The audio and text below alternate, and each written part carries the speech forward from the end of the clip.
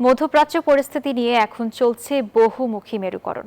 একদিকে মার্কিন president Donald Trump জানিয়েছেন তেহরানের সাথে অত্যন্ত বন্ধুত্বপূর্ণ আলোচনা হচ্ছে ওয়াশিংটনের, তবে আলোচনা ব্যর্থ হলে আবারও চালানো হবে হামলা। অন্যদিকে ইরান স্পষ্ট করে দিয়েছে চলমান এই সংঘাতের সমাপ্তি কখন ঘটবে তা যুক্তরাষ্ট্রকে কোনোভাবেই নির্ধারণ করতে দেয়া হবে না। এর মাঝে গুরুত্বপূর্ণ সফরে যুক্তরাষ্ট্রে পৌঁছেছেন ইসরায়েলি প্রধানমন্ত্রী নেতানিয়াহু।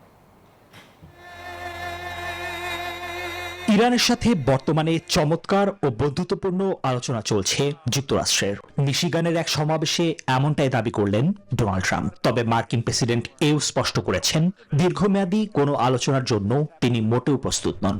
কূটনীতি ব্যর্থ হলে ইরানে ফের কড়া সামরিক হামলা চালানোর হুঁশিয়ারিও দিয়েছেন ট্রাম্প। অন্যদিকে ইরানের দাবি যুক্তরাষ্ট্র এই যুদ্ধ থেকে সম্মানজনকভাবে বেরিয়ে আসার পথ খুঁজছে। তেহরানের কড়া বার্তা, এই যুদ্ধের ভাগ্য বা সমাপ্তি কোনোভাবেই ওয়াশিংটনকে নির্ধারণ করতে দেওয়া হবে না। গত ফেব্রুয়ারির পর প্রথমবারের মতো ট্রাম্পের সাথে বৈঠক করতে ওয়াশিংটন ডিসিতে পৌঁছেছেন ইসরায়েলের প্রধানমন্ত্রী বেনিয়ামিন নেতানিয়াহু। দুই নেতার এবারের শীর্ষ বৈঠকে মূলত ইরানের বিরুদ্ধে চলমান যুদ্ধ পরিস্থিতি পাবে সবচেয়ে বেশি গুরুত্ব।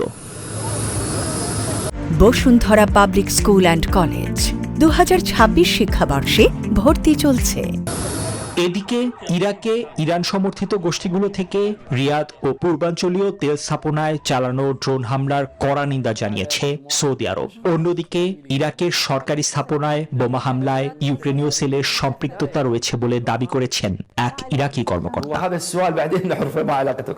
এরই মধ্যে জাতিসংঘের মানবাধিকার বিষয়ক হাই কমিশনার ভলকার তুর্ক জানিয়েছেন লেবাননে ইসরায়েল আন্তর্জাতিক আইন লঙ্ঘন করেছে। এর মধ্যে কিছু ঘটনা যুদ্ধাপরাধের সমতুল্য হতে পারে বলেও প্রমাণ পেয়েছে তার দপ্তর। নিবির আমিন, নিউজ 24।